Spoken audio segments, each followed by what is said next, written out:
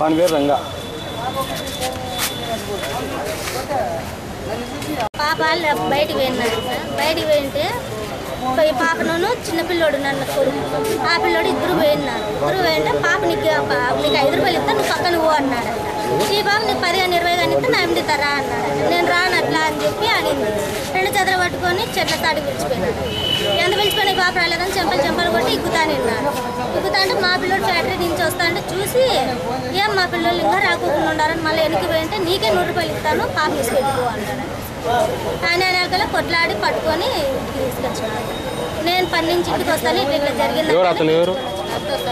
ఏం పేరు? మహేంద్ర. వచ్చింటే నేను అక్కడి నుంచి బండి వేసుకొని వస్తా అంటే అప్పటికే వీళ్ళని ఏం బెదిరించినాడు ఇంకతో సైకిల్లో నడిపించుకుంటూ పోతా అంటే నేను అయితే వెనకలే పోయినా పక్కన నిలబెట్టుకున్నా బండి రాని ఎవరు అడుగుదాం పెట్టుకోవాలి. ఆడికి వచ్చిన తర్వాత వాళ్ళు ఇంకా రాలే పక్కన అక్కడే నిలబడిపోయినారు.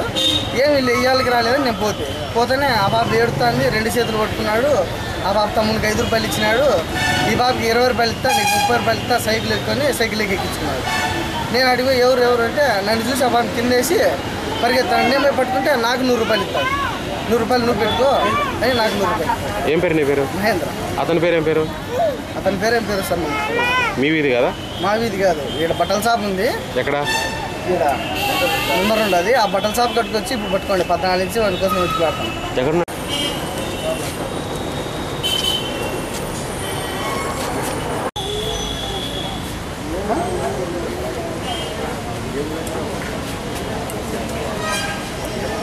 అది